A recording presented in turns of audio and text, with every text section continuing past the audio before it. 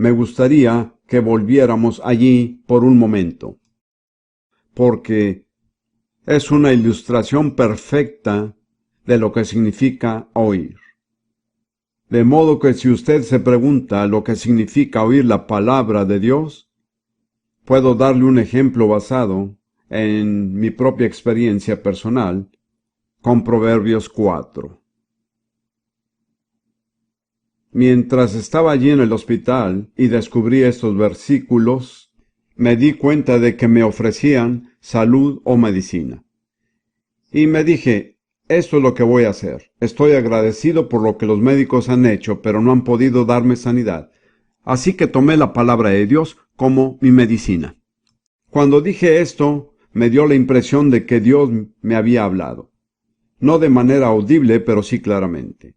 Él dijo, cuando los médicos prescriben a alguien una medicina, las instrucciones para tomarla están en el frasco. Luego me dijo, este es el frasco de mi medicina, y las instrucciones están escritas en él, así que léelas. Entonces me di vuelta y observé que hay 4 instrucciones para tomar la palabra de Dios como medicina. Como sabrá, si un médico le da una medicina en el mundo natural, pero usted no la toma conforme a las instrucciones, el médico dirá que no puede esperar ninguna mejoría. Así que si usted tiene este pasaje delante de usted y si lo oye, le daré las 4 instrucciones para tomar la palabra de Dios como medicina. Y tal vez no existe una sola persona que no necesite estas instrucciones en algún momento de su vida. Muy pocas personas logramos vivir la vida entera sin algún encuentro con la enfermedad. Así, pues, tome nota y téngalas a mano cuando surja la necesidad. Estas son las 4 instrucciones. Número 1. Está atento a mis palabras. Número 2. Inclina tu oído a mis razones. Número 3. Que no se aparten de tus ojos. Y número 4, guárdalas en medio de tu corazón. Pensemos ahora un poco lo que hay implícito en esas 4 instrucciones. En primer lugar, preste atención. Cuando usted acude a la Biblia y a la palabra de Dios, tiene que darle su atención absoluta y exclusiva. No se distraiga. Trate de desconectarse de todas las demás voces, influencias o impresiones. Preste total atención a la palabra de Dios. Después de todo, es Dios hablándole a usted y vale la pena escuchar lo que Él tiene que decir. La segunda instrucción es inclina tu oído o reclina el oído. Y ese es un acto de humildad. De hecho, esto me hace pensar en África porque me he referido a esto. Sucede que en la escuela primaria o intermedia, si un alumno se presenta ante el profesor con su libro de ejercicios, se pone de pie delante del profesor con el libro abierto e inclina su cabeza, inclina su oído. En otras palabras está diciendo, usted es el profesor, yo soy el alumno. ¿Le comprende? Así que esa actitud de inclinar su oído significa, quiero que me enseñen, estoy dispuesto a aprender, necesito aprender. Como verá, yo mismo tenía ese problema porque mi impresión del cristianismo hace mucho tiempo era que si alguien se volvía cristiano, debía esperar una vida infeliz. Y mi actitud era, no estoy seguro de que valga la pena ser infeliz. Y yo mantuve esa actitud incluso después de haber nacido de nuevo. Así que cuando estudié la Biblia, parecía que todo el tiempo me decía, Dios quiere que estés sano, quiere que seas fuerte, que seas exitoso. Y yo decía, eso es demasiado bueno para ser verdad. No es posible que eso sea lo que la Biblia quiera decir, debe ser otra cosa. Entonces, mientras razonaba otra vez conmigo mismo, el Señor me habló de forma inaudible. Y esta vez dijo, ¿quién es el maestro y quién es el alumno? Yo dije, Señor, tú eres el maestro y yo soy el alumno. Y luego dijo, ¿me permitirías enseñarte? Como puede ver, me di cuenta de que yo no estaba inclinando mi oído, no estaba preparado para escuchar. Yo tenía mis propias ideas preconcebidas de lo que pensaba de Dios.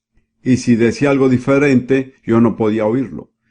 Ahora bien, aquellos que no tienen un trasfondo cristiano tal vez no tengan ese problema. En muchos sentidos, tienen una ventaja. Empiezan con una mente abierta. Pero para aquellos de nosotros, y somos muchos aquí, que tenemos algún tipo de trasfondo cristiano, hemos heredado quizás una gran cantidad de tradiciones e ideas preconcebidas que no se conforman con la Biblia. Y con frecuencia nos resulta muy difícil oír lo que Dios dice, porque es algo diferente de lo que esperamos oír de Él. De modo que la solución para esto es inclinar su oído, agachar su cabeza, ser humilde, ser enseñable. He sido maestro bajo diversas circunstancias. Sé que es imposible enseñar a personas que no quieren. Puede hacer todos los ademanes, puede ir a todas las conferencias, pero sin resultados. Tiene que haber un deseo de ser enseñado, una actitud de estar dispuesto a aprender. La tercera instrucción es: no se aparten de tus ojos. Y eso, creo yo, significa enfocarse en la palabra de Dios. No mire la Biblia a medias y otras cosas a medias, porque éstas pueden contradecir lo que la Biblia dice. Es todo en realidad, en un sentido, todo lo que significa encerrarse con Dios y con lo que Él le dice. Por medio de la Biblia, no se distraiga. No permita que ninguna otra influencia lo aparte de lo que Dios está diciendo. En la enseñanza profesional, y estoy seguro de que algunos de ustedes son maestros, solíamos enseñar la escuela primaria y enseñábamos a los estudiantes que hay dos canales principales a la atención de un niño: el canal del oído y el canal de la vista. Y una buena enseñanza usa las dos. Un video es de alguna manera más eficaz que una grabación de audio, porque usa tanto el canal visual como el auditivo. Como ve, Dios se adelantó unos 3000 años a la enseñanza de los psicólogos, porque Dios habla de la vía del oído y del ojo. El resultado final es guardarlas en medio de su corazón. El propósito de todas estas instrucciones es tener la palabra de Dios en su corazón, en el centro mismo de la personalidad humana. El siguiente versículo de Proverbios, versículo 23, dice: sobre toda cosa guardada, guarda tu corazón, porque de él mana la vida. En otras palabras, lo que hay en su corazón determinará el curso de su vida. Así que guarde su corazón. Recuerdo que uno de los idiomas africanos decía: guarda tu corazón con toda tu fuerza, porque todo en la vida sale de él. No puedo exagerar la importancia de esto para cada uno de ustedes. Lo que está en su corazón determinará el curso de su vida. Usted no puede tener algo equivocado en su vida y vivir de manera correcta. Y no puede tener lo correcto en su corazón y vivir de manera equivocada. Porque el corazón es la fuente de toda nuestra manera de vivir. Y el propósito de estas instrucciones es mostrarle cómo puede obtener la palabra de Dios en su corazón. A través del canal auditivo, a través del canal visual, a través de una atención enfocada, a través de la humildad y de una actitud enseñable. Y cuando reúne todos estos elementos, de eso se trata el oír. Así es como viene la fe, ya sea la enfermedad que está enfrentando o cualquier otro problema. Si necesita fe, este pasaje de Proverbios 4 describe cómo puede obtenerla. Muy bien, proseguiremos brevemente con otros efectos de la palabra de Dios. El siguiente es victoria sobre el pecado. Y en el Salmo 119, versículo 11, David dice al Señor: en mi corazón he guardado tus dichos, para no pecar contra ti. Ahora, cuando David dice guardado, una traducción moderna dice atesorado o guardado como un tesoro. David dice: he guardado tu palabra como un tesoro en mi corazón. En el centro mismo de mi ser, ¿se da cuenta cuán importante es el corazón? Si usted guarda la palabra de Dios en su corazón, ella va a dirigir el rumbo de su vida. Y por eso él dice, no quiero pecar. Mi protección contra el pecado es guardar tu palabra en mi corazón.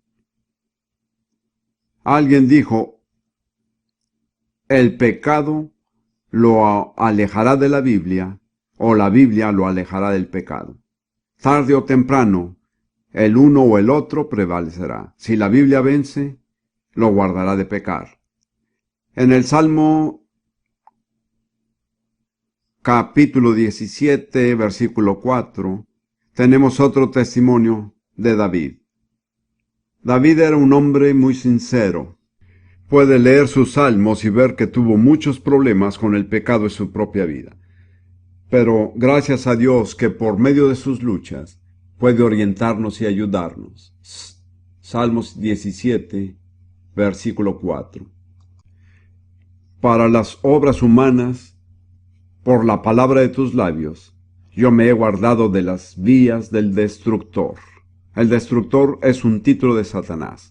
Satanás ofrece caminos hacia los cuales quisiera desviarlo para conducirlo a la destrucción. Y algunos tienen letreros engañosos. Dicen, éxito, felicidad, fama. Y usted cree que va a seguir ese camino. Pero es un camino que no conduce a aquello que promete, porque el diablo es el que pone los letreros. Y si quiere cuidarse de seguir esos caminos que lo desviarán y lo llevarán a la destrucción, tiene que prestar atención a la palabra de Dios. Ella es la que lo advierte, lo alerta, lo dirige y le señala los peligros y las trampas. En el Salmo 119, para retomar esto un momento, versículo 9, solo 2 versículos antes, el salmista dice, ¿con qué limpiará el joven su camino? Con guardar su palabra. Este es un verdadero problema para los jóvenes. No es solo para jóvenes, sino específicamente para cierta edad en la vida. Vuelvo a pensar en África. En esencia, la actitud de los africanos es que es imposible que un joven o una jovencita lleven una vida pura. No es natural. Y tuvimos que refutar esto con la palabra de Dios. Y David hace la pregunta, ¿cómo puede el joven limpiar su camino? Es una pregunta muy real, ¿no es así? Nadie diría que es sencillo. Pero David dijo que guardando de acuerdo a tu palabra. Una vez más, ¿la palabra de Dios lo alejará del pecado o el pecado lo alejará de la palabra de Dios? Si usted descubre que empieza a interesarse menos en la Biblia, será mejor que evalúe qué está desplazando el lugar de la Biblia en su vida, porque podría ser algo desastroso. La Biblia no solo da la victoria sobre el pecado, sino que da la victoria sobre Satanás. Eso es muy, muy importante. Satanás es el enemigo de todos los creyentes. Todo el tiempo nos ataca, busca desviarnos, nos lleva a la tentación. Pero él no tiene que prevalecer. Nosotros podemos vencerlo. Tenemos un arma y es la palabra de Dios. En Efesios 6, Pablo habla de la honra de un cristiano y señala que todos estamos en una guerra espiritual, no física. No peleamos contra carne y sangre. La Biblia dice que no peleamos con personas con cuerpo, sino con seres espirituales y fuerzas espirituales. Puesto que es una guerra espiritual, tenemos armas espirituales. Y Pablo enumera nuestras armas espirituales en Efesios 6, pero solo quiero enfocarme en la última, en el versículo 17. Y tomad el yelmo de la salvación, esto es lo que protege su cabeza. Y permítame agregar que eso es esperanza. Primera Tesalonicenses 5:8 habla del yelmo de esperanza. No tenía planeado hablar sobre eso, pero creo que Dios quiere que lo haga, porque muchas personas tienen problemas de depresión. No voy a hacerlo, pero si yo preguntara a cuántos de ustedes aquí esta noche han luchado con la depresión, estados de ánimo decaídos, pesimismo, muchos de ustedes levantarían su mano. Yo sería el primero. Sufrí una tremenda batalla con la depresión. En los primeros años de mi ministerio había sido salvo, bautizado en el Espíritu, y ganaba almas para el Señor. Pero esta nube oscura se posaba sobre mí, me envolvía y me oprimía. Y yo luchaba contra ella, peleaba, hacía todo lo posible, y nada funcionaba. De hecho, entre más me esforzaba, peor se volvía.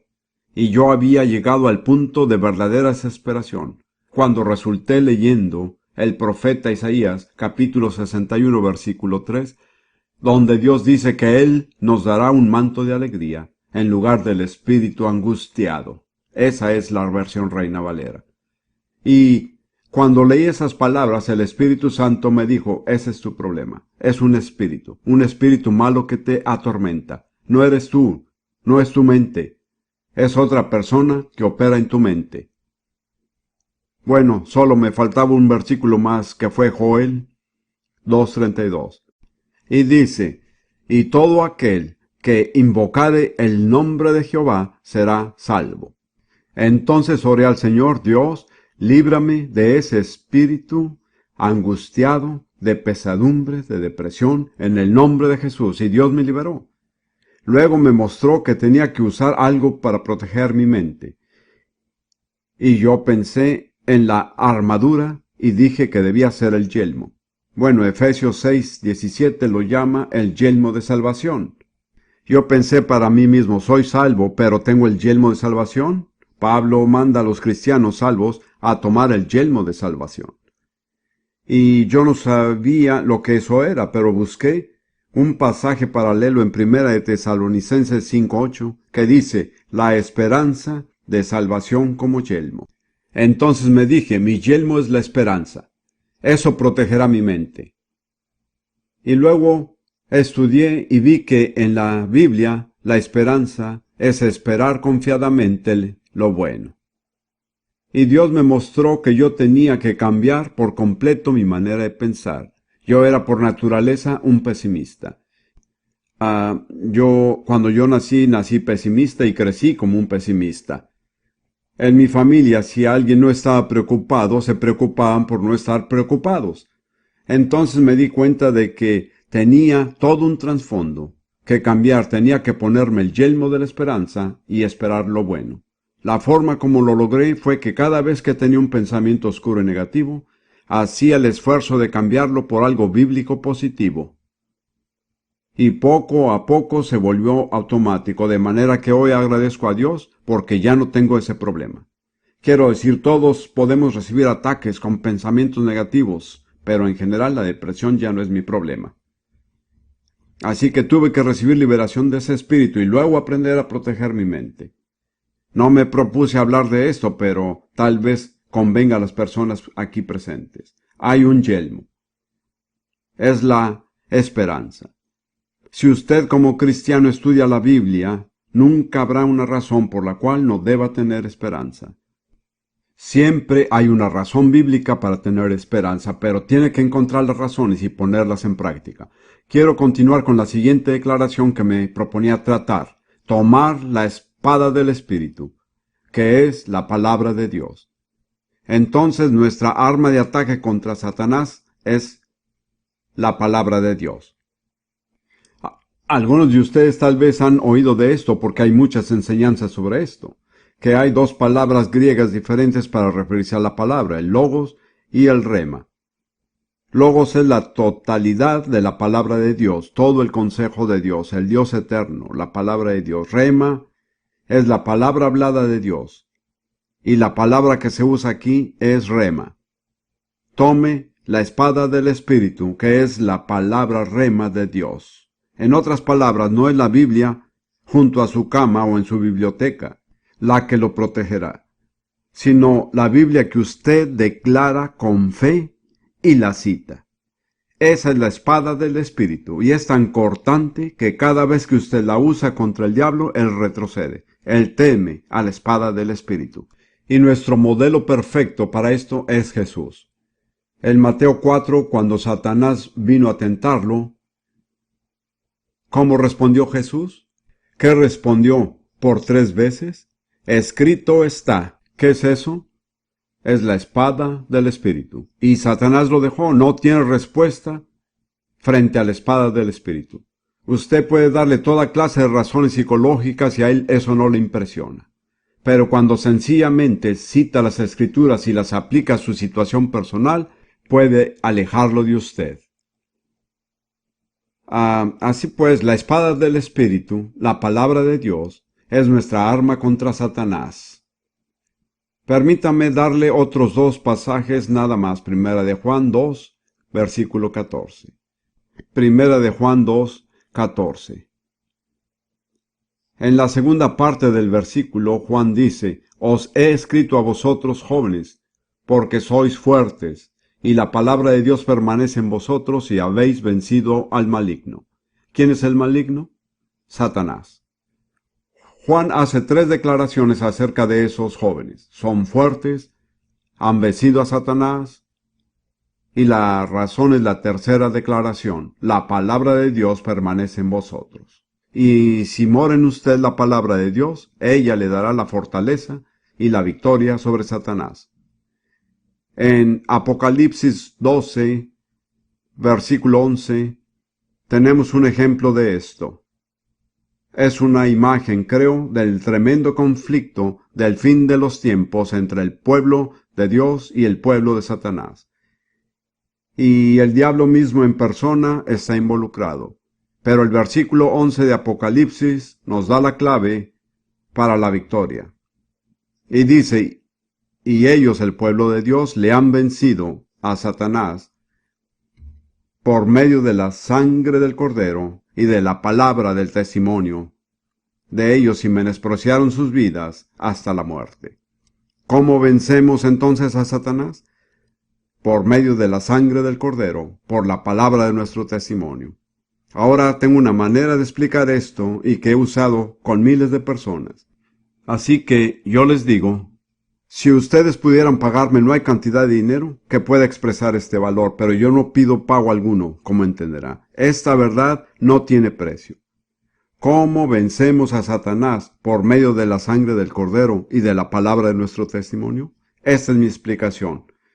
Vencemos a Satanás cuando damos testimonio personal de lo que la palabra de Dios declara que la sangre de Jesús hace a nuestro favor. Se lo diré nuevamente. Vencemos a Satanás cuando damos testimonio personal de lo que la palabra de Dios declara que la sangre de Jesús hace a nuestro favor. La clave para esto es conocer lo que dice la palabra de Dios y luego hacerla personal, aplicándola a su propia vida. Ruth y yo tenemos una forma de testimonio que practicamos a diario y que aplica estos pasajes de las Escrituras. Entonces, en lugar de predicarlo, se lo demostraré. ¿Está bien? Mi cuerpo es templo del Espíritu Santo. Ha sido redimido, limpiado y santificado por la sangre de Jesús. Mis miembros, las partes de mi cuerpo, son instrumentos de justicia consagrados a Dios para su servicio y para su gloria. El diablo no tiene lugar en mí, ni poder sobre mí, ni reclamos pendientes en contra mía. Todo ha sido saldado por la sangre de Jesús.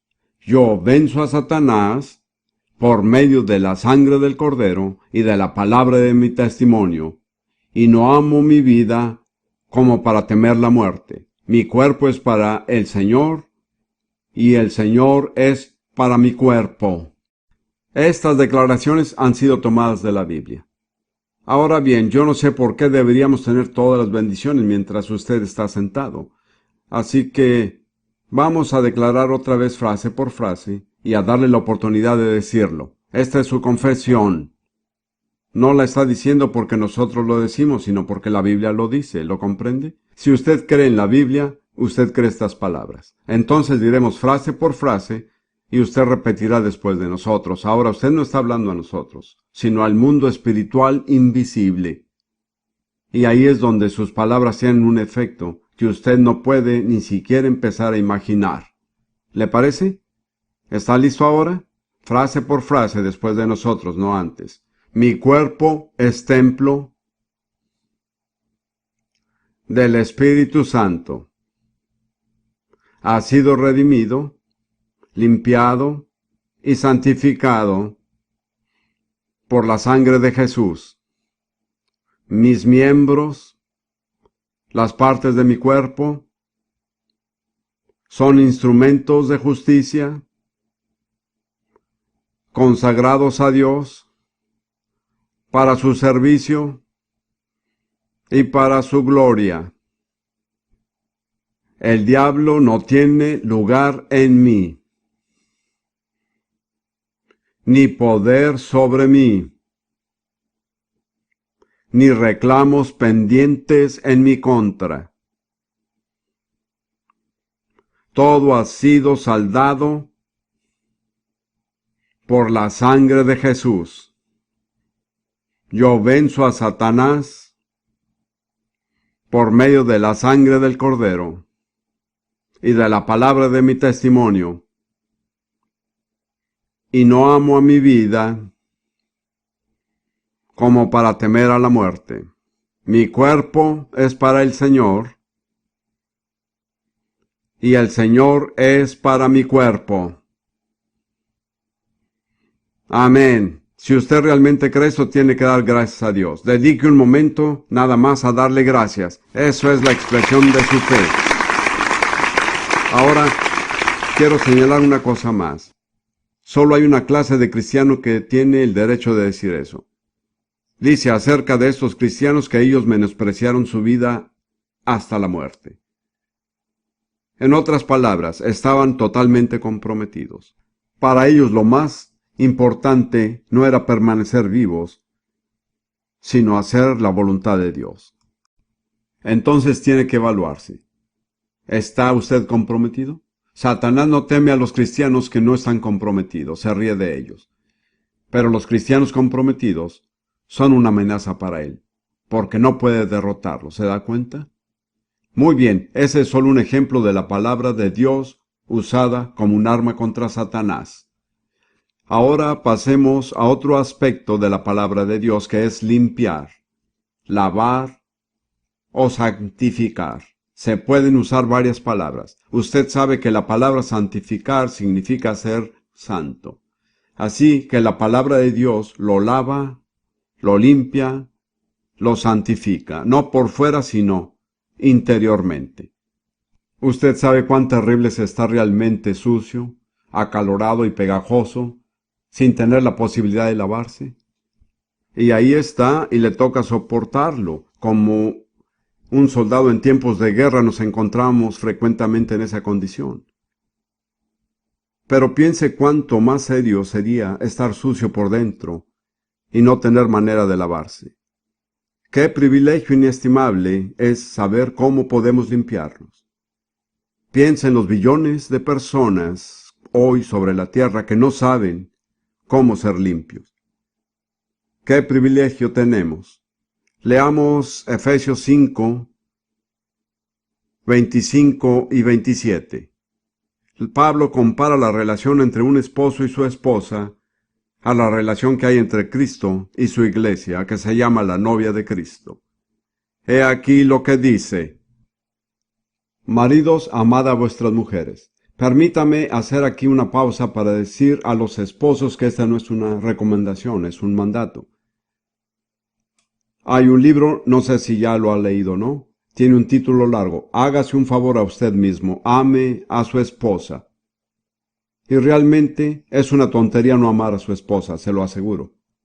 Muy bien, maridos, amad a vuestras mujeres así como Cristo amó a la iglesia y se entregó a sí mismo por ella, para santificarla, habiéndola purificado en el lavamiento del agua por la palabra de Dios. Y esa es rema, la palabra hablada, no logos, a fin de presentársela a sí mismo una iglesia gloriosa, que no tuviese mancha, ni arruga, ni cosa semejante, sino que fuese santa y sin mancha. Esa es la iglesia que Jesús se dispone a tomar como su esposa. Pero para que la iglesia llegue a esto, debe ser limpia y santificada con el lavamiento de agua por la enseñanza, la predicación y la enseñanza de la palabra de Dios. He predicado en muchas congregaciones en todo el mundo y realmente he descubierto que hoy día los carismáticos y pentecostales tienen cierto conocimiento de la alabanza y adoración. Hemos tenido coros maravillosos que nos han acompañado para cantar. Podemos aplaudir, gritar, emocionarnos, eso es bueno. Pero he descubierto que hay una diferencia en una congregación que recibe con regularidad la enseñanza de la palabra de Dios. Hay una pureza y una santidad en su adoración que no se encuentra en una congregación que simplemente viene y expresa sus sentimientos, pero que no ha experimentado la limpieza de la palabra de Dios. La única manera de tener una adoración pura y verdadera es que las personas reciban la limpieza y la santificación por medio de la palabra de Dios, y eso es realmente la responsabilidad del ministerio en la iglesia. Asegurarse de que el pueblo de Dios se limpie constantemente con la palabra de Dios. Nosotros también tenemos nuestra responsabilidad personal, cada uno de nosotros, de exponer nuestros corazones, mentes y vidas a la palabra de Dios y permitirle que nos lave, limpie y quite toda clase de impureza, mancha y obstáculos que frenan nuestra vida y crecimiento espiritual. Este es otro efecto de la palabra de Dios. Y otro aspecto realmente importante de la palabra de Dios es que es un espejo. Vamos a la epístola de Santiago por un momento. Capítulo 1, versículo 23. Santiago dice: porque si alguno es oidor de la palabra de Dios, pero no hacedor de ella, este es semejante al hombre que considera en un espejo su rostro natural. La imagen aquí es la palabra de Dios como un espejo. Pero no es un espejo que le muestre lo que refleja un aspecto normal, que es su apariencia física, sino un espejo que le muestra cómo es usted en su interior. Le muestra su verdadera condición espiritual. Y Santiago nos advierte que no debemos mirar solamente al espejo, sino mirar cómo somos y luego irnos y olvidarlo sin hacer nada. En cambio, dice que si en realidad miramos la palabra de Dios como un espejo, ella nos mostrará nuestra verdadera condición interior. A menudo, cuando predico a las congregaciones, levanto la Biblia y digo que estoy levantando un espejo delante de usted. No voy a decirle acerca de usted. Mire nada más el espejo y vea lo que dice. Cuando estoy predicando sobre liberación de espíritus, lo cual hago de vez en cuando, las personas se ponen más bien nerviosas. Y yo digo, no se pongan nerviosos. Todo está bien, no voy a saltar desde la plataforma, ni a poner mi dedo en su frente para decirle que tiene un demonio. No se trata de eso, no es así como yo lo hago. Simplemente levanto el espejo y dejo que usted mismo se mire.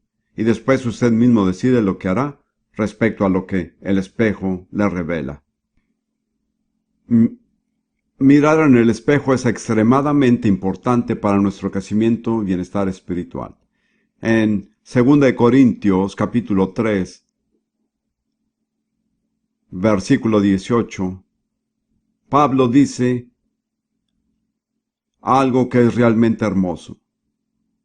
Él dice: por tanto, nosotros todos mirando a cara descubierta como en un espejo la gloria del Señor, somos transformados de gloria en gloria en la misma imagen.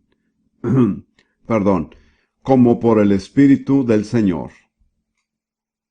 Ahora, todo está en tiempo presente, lo que se llama en ocasiones presente continuo.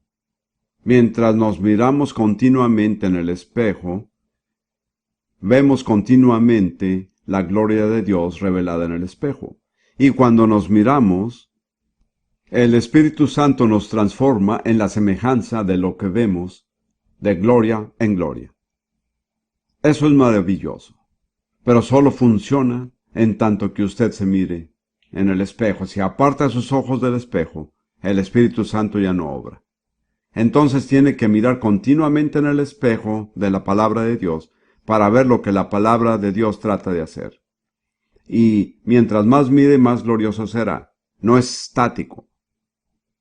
Pablo dice que va de gloria en gloria. Puede vislumbrar lo que Dios quiere hacer de usted en Cristo y a usted le parece maravilloso. Y la próxima vez que usted mira, Dios le muestra que esa era una etapa nada más, pero que hay mucho, muchísimo más. Pero por favor, comprenda esto. El Espíritu Santo no puede obrar a menos que usted se mire en el espejo. Cuando usted aparta sus ojos del espejo, el Espíritu Santo deja de obrar en usted. Entonces, si usted desea ser cambiado, pase tiempo mirándose en el espejo. Y cuando lo haga el Espíritu Santo, será fiel en transformarlo. Verá, algo que observo en el mundo de hoy es que, en mi opinión, la mayoría de las personas tienen una pobre imagen de sí mismas. No tienen un buen concepto de sí mismas. Y desafortunadamente también esto es cierto en miles de cristianos. Pienso que tal vez no existe un problema con el cual luchen más los cristianos hoy que una imagen pobre de sí mismos. Creo que la verdadera solución bíblica es mirarse constantemente en el espejo, porque el espejo le mostrará en primer lugar cómo es y eso asusta.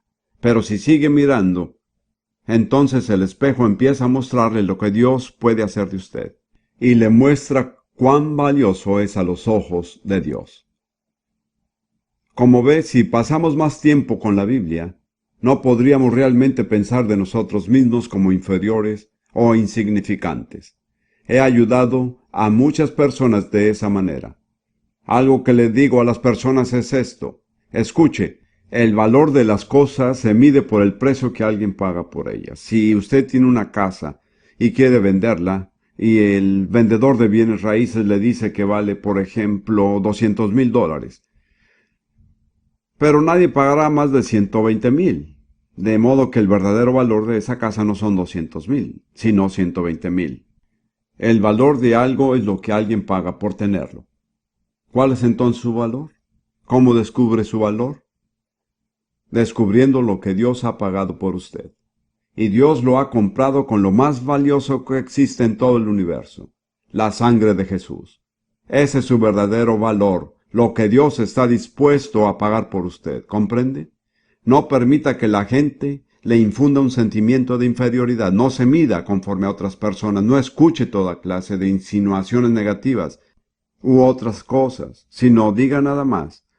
He aconsejado esto a mucha gente. Yo soy infinitamente valioso a los ojos de Dios, porque Dios me compró con lo más valioso que existe en el universo, la sangre de Jesús. ¿Le gustaría decir esto? Al menos la primera parte. Repita después de mí. Yo soy infinitamente valioso a los ojos de Dios, porque Dios me compró con lo más valioso que existe en el universo, la sangre de Jesús, y eso determina cuán valioso soy. Ahora puede decirle al diablo que no lo fastidie con sus acusaciones e insinuaciones porque usted conoce su valor, pero usted no lo sabrá a menos que pase más tiempo en la Biblia. Solo cuando oye lo que Dios le dice acerca de usted y de su amor por usted, podrá escapar al problema de la baja autoestima. Dedique pues tiempo frente al espejo. La mayoría de las damas pasan al menos un buen rato frente al espejo cada día. Yo he criado a 9 hijas adoptivas, así que no hablo de teorías cuando me refiero al tiempo que pasan frente al espejo. ¿Cuánto más tiempo pasa frente al espejo de Dios? No estoy diciendo que no deba cuidar su apariencia exterior. Yo creo que es conveniente. Pero, ¿cuánto más tiempo dedica a las cosas que son permanentes? Un día toda esa belleza exterior va a desaparecer, pero lo que usted es por dentro es algo con lo que va a vivir para siempre. Vale la pena dedicar tiempo a embellecerse a los ojos de Dios. Hay una bella declaración en Cantar de los Cantares, que es el diálogo entre la novia y su novio. También es una imagen de cómo Jesús, como el novio, habla a su iglesia. En uno de los versículos del pasaje, el novio dice: «Toda tú eres hermosa, amiga mía, y en ti no hay mancha». Es así como Jesús nos habla, en virtud de lo que la sangre de Jesús ha hecho por nosotros y lo que la palabra de Dios hace. Quizá nos sintamos inferiores, tal vez nos sintamos que valemos mucho, pero si podemos pasar tiempo frente al espejo, descubriremos que Él nos dice: «Toda tú eres hermosa, en ti no hay ni una mancha». Vale la pena pasar tiempo frente al espejo. Ahora me gustaría resumir esta enseñanza acerca del efecto de la palabra de Dios a través de un pasaje de Juan 14, versículo 23. Creo que este es uno de los versículos más maravillosos de la Biblia. Yo le digo a la gente, si nunca se ha sorprendido con lo que la Biblia dice, es porque nunca ha escuchado realmente lo que dice, porque es un libro sorprendente. Jesús habla aquí a sus discípulos y les dice: «El que me ama, mi palabra guardará». ¿Cuál es la señal del amor de Jesús? Guardar su palabra. No es la iglesia a la que asistimos, no es la denominación. Es guardar su palabra, esa es la prueba de nuestro amor. Y luego, con base en esto, Él dice: «Y mi Padre le amará, y vendremos a Él, y haremos morada con Él». ¡Qué declaración tan maravillosa! Hay muy pocos lugares en la Biblia donde se utiliza el pronombre plural para Dios. Hay unos pocos. En Génesis, el Señor dice que el hombre se ha vuelto como uno de nosotros. Hay otros pasajes, pero son muy pocos. Pero aquí Jesús no dice yo para referirse a sí mismo. No dice Él o el Padre, sino dice nosotros, Padre e Hijo. Vendremos a Él y haremos morada con Él. ¡Qué declaración tan extraordinaria! El Dios Todopoderoso, el Creador del universo, el Padre y el Hijo, quieren venir a nosotros, seres humanos débiles, y hacer su morada con nosotros. ¿No le parece algo sorprendente? Pero ¿cuál es la condición? Guardar su palabra. Oírla, hacerla, ponerla en práctica, vivirla. Y sobre ese fundamento, nosotros nos podemos convertir en un hogar para el Dios Todopoderoso. Un hecho asombroso de la Biblia es que realmente el propósito del Evangelio no es llevarlo al cielo, sino traer el cielo a nosotros. El último capítulo de la Biblia no nos muestra a todos yendo al cielo, sino la nueva Jerusalén descendiendo a la tierra. Y enseguida dice que el tabernáculo de Dios es con los hombres. Esto es algo que nuestras mentes nunca entenderán completamente. Dios quiere vivir con nosotros. Cuando medito en la clase de criaturas que somos, me asombra descubrir que el mensaje de la Biblia es coherente. Y Dios dijo: «Vendremos y haremos nuestra morada contigo, si tú guardas mis palabras». Ahora permítame dedicar parte de mi conclusión para darle algunas sugerencias acerca de cómo recibir la palabra de Dios. He hablado acerca de lo que ella hará, algunos de sus efectos, porque no hay muchos más. Ahora permítame dedicar un momento para explicarle cómo la puede recibir. Me gustaría empezar con un pasaje que podría sorprenderle en Isaías 66, el último capítulo de Isaías, los 2 primeros versículos.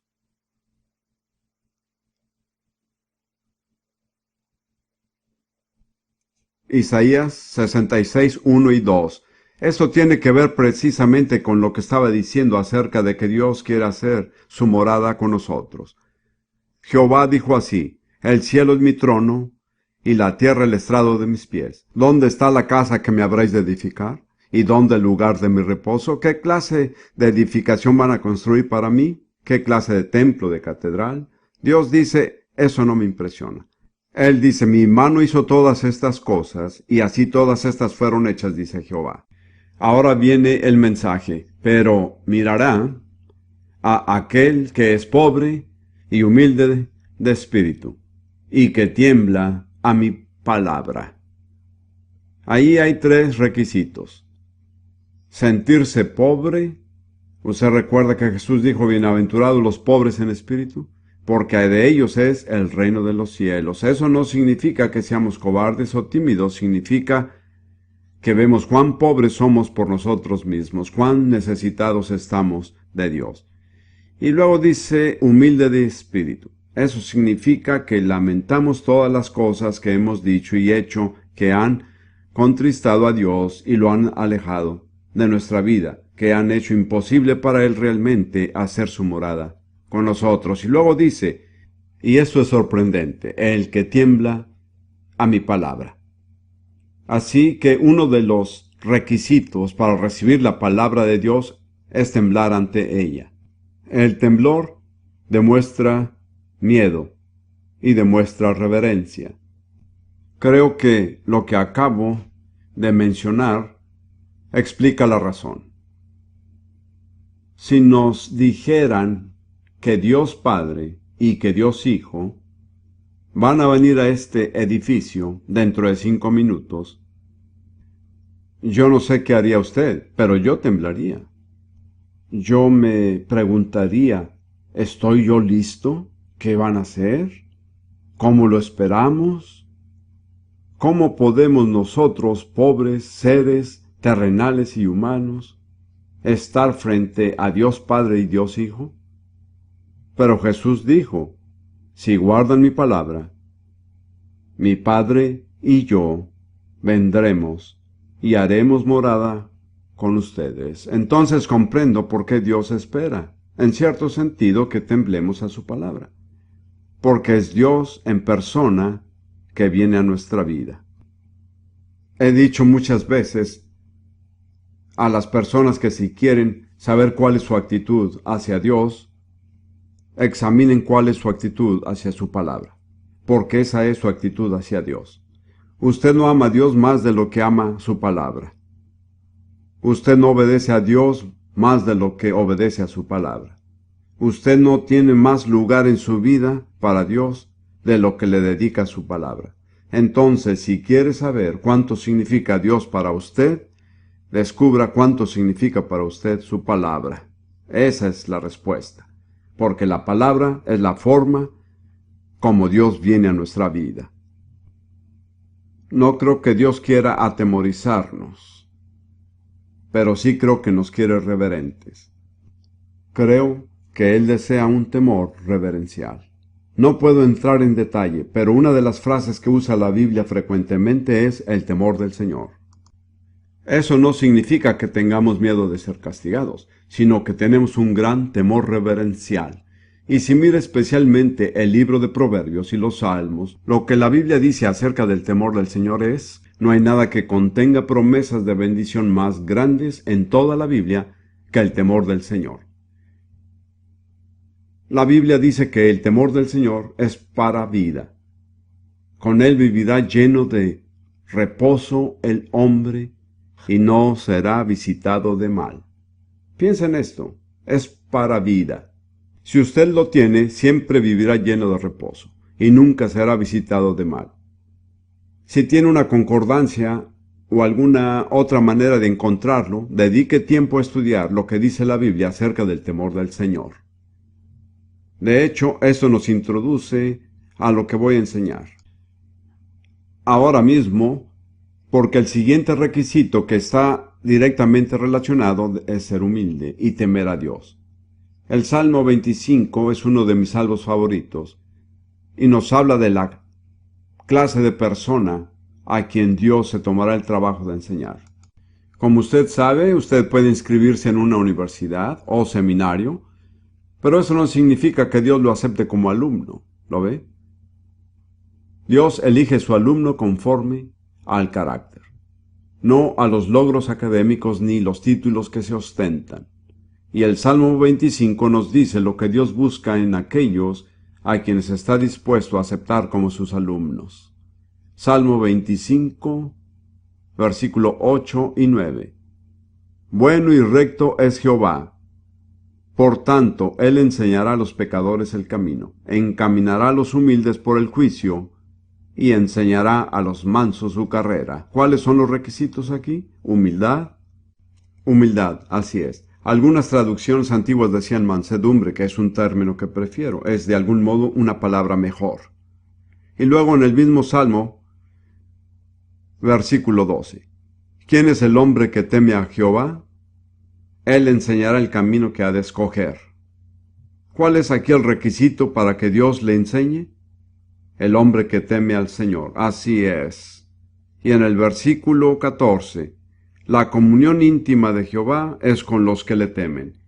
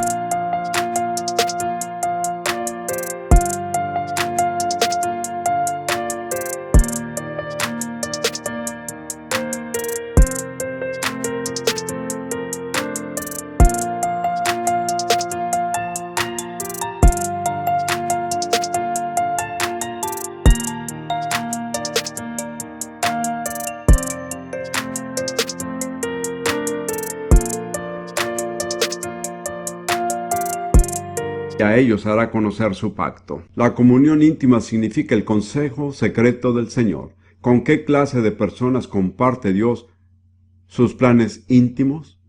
Con quienes le temen. Así es. Esta es la actitud que debemos cultivar. En otro lugar, la Biblia nos dice que debemos escoger el temor del Señor. Si no lo escogemos, no lo tendremos. En Proverbios 1 dice que sobreviene el desastre a aquellos que no escogieron el temor del Señor. Y luego, en Santiago capítulo 1 versículo 21 lo encontramos de nuevo. Todos son muy similares. De hecho, ahora que enseño acerca de eso me impresiona cuánto enfatizan todos la misma cosa. Santiago capítulo 1 versículo 21.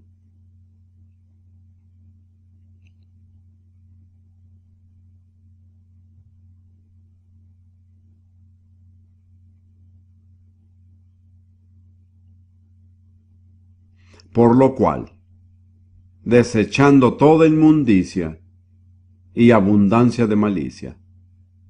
Este es el primer requisito. Si desechamos todo lo que es inmundo e impuro e inaceptable para Dios. Y hay básicamente una palabra que se usa para describir esto. ¿Cuál es la palabra? No puedo oírle. Arrepentimiento, así es. Arrepentimiento significa apartarse de todo lo que es inaceptable y desagradable para Dios y darle la espalda. Entonces, Santiago dice, desechando toda inmundicia y abundancia de malicia, recibir con mansedumbre la palabra implantada, la palabra de Dios, la cual puede salvar a vuestras almas. Entonces, ¿cómo debemos recibirla? ¿Con qué? Con mansedumbre. Como ve, en realidad todos los pasajes dicen lo mismo. Y luego tiene que estar preparado para actuar conforme a lo que dice la palabra. En Juan 7, versículo 17, Jesús dijo, el que quiera hacer la voluntad de Dios, conocerá si la doctrina es de Dios, o si yo hablo por mi propia cuenta. Jesús dijo que si lo único que a usted le interesa es el conocimiento, Dios no se revelará. Pero si usted quiere hacer la voluntad de Dios, entonces Dios le mostrará la verdad.